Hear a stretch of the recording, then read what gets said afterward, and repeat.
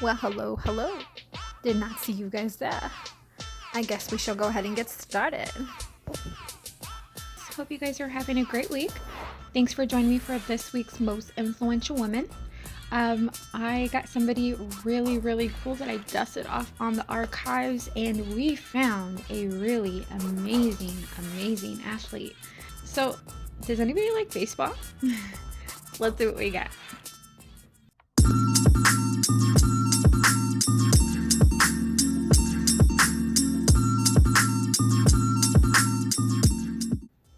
Now let's meet Marcinia Lyle Toni Stone. She was a phenomenal athlete from her youth, and though she played football, basketball, golf, hockey, and tennis, among other sports while growing up, baseball was the game in which she would leave an indelible imprint. The player that she replaced at second base when she joined the Negro American League was none other than Hank Aaron. Now, Hank Aaron actually called Stone a very good baseball player, quote unquote. And another Hall of Famer, Cubs legend Ernie Banks, said Stone was smooth after seeing her play for the Kansas City Monarchs, for whom Banks also played from 1950 to 53. Now here are some key points to know about Stone, who was a pioneer on many fronts through baseball. She was born in St. Paul, Minnesota on July 17, 1931. At 16 years of age, she joined the semi-pro Twin Cities Colored Giants Club, which had been an all-male team. For those of us not in the know, a Google Doodle is called a very special temporary alteration of the logo on the Google homepages. It's actually intended to commemorate holidays, events, achievements, that kind of thing. Now, what's really cool is that Google's latest Doodle actually honors an athlete that hasn't been honored quite the same. So let's go ahead and throw our hats in for Toni Stone. Now, on Wednesday, they celebrated this latest Doodle. She was inducted into the Minnesota Sports Hall of Fame. Now, Toni Stone overcame gender and racial discrimination to become the first woman in history to play professional baseball in a men's major baseball league. That's amazing. Now, the Doodle is also in honor of Black History Month, which falls every year in February, and celebrates the accomplishments and history of members of the Black community within the United States. So those of you not in the know, this is an amazing freaking thing that I look forward to every freaking February.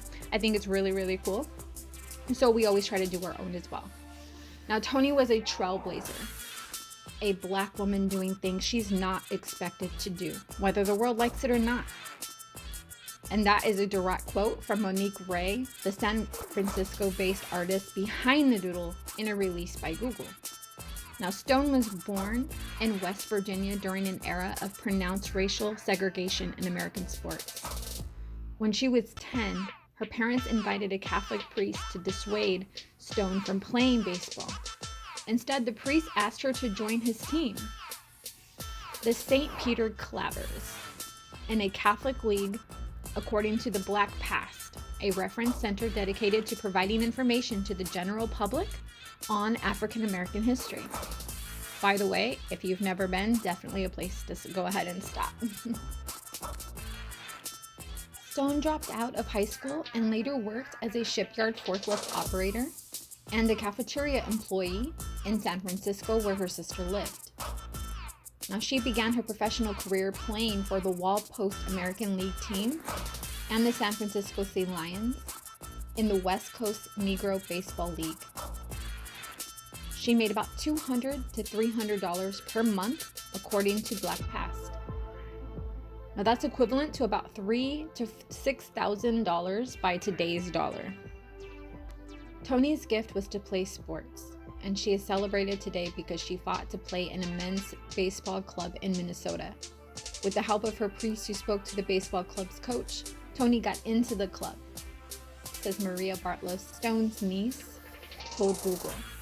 During Toni's career, she suffered humiliating prejudices from the audience and her teammates. However, she never let that stop her from playing baseball. Her batting average of .280 earned her a spot on the bench with the Negro League All-Star team while she continued to travel across the United States, playing second base for the minor league New Orleans Creoles, according to a Google release. When she married Aurelios Pesia Alberga in 1950, a man 40 years her senior, he did not approve of her playing baseball, according to Black Past.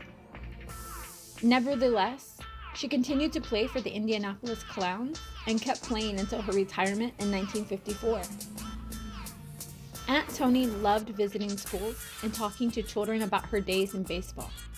She always had a warm smile and reminded school kids that they could do anything that they wanted to do if they just tried. She would be happy to see the many opportunities that women have achieved today, especially women of color, said Sean Bartlow, Stone's great-nephew, to Google.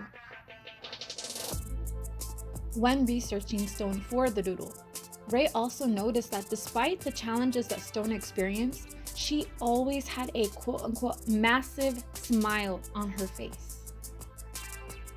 That is amazing. That shows you just how happy she was doing what she did. She lived a life that she loved. Despite trailblazers like Stone, discrimination in Major League Baseball is still a major issue, especially on the management level, according to baseball executives themselves. The thing very clear in baseball is that nothing is being done to change the process. Former GM Dave Stewart told USA Today Sports, "I think baseball is getting worse. The baseball practices are much worse." There have been 17 managerial openings in the past 2 off-seasons since Major League Baseball publicly vowed change in the wake of the George Floyd murder, and 15 general manager and head of baseball operation openings since draft day in 2020. None of the jobs were filled by a Black candidate. Let me say that one more time. None of the jobs were filled by a Black candidate. That is 7, 8, 9, 10, 11, 12. That is 32 job openings in a managerial situation. 32 and none. Currently, there are only 2 Black managers in Major League Baseball, Dusty Baker of the Houston Astros and Dave Roberts of the Los Angeles Dodgers. No other Black manager has been hired since Lloyd McClendon in 2013. So, I see a huge problem. I also see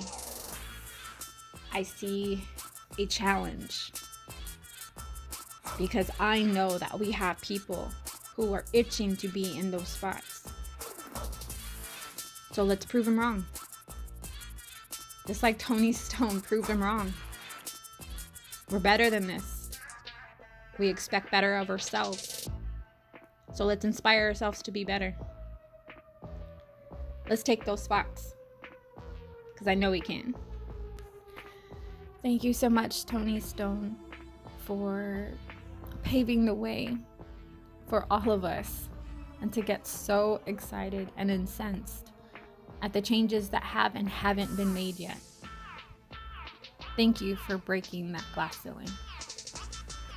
All right, guys, let's have a great week, and I hope that we are all inspired by this, because I know that I am. Let's hit the ground running. Hope you guys have a really great day. All right, thank you so much, and I'll see you next week. Bye.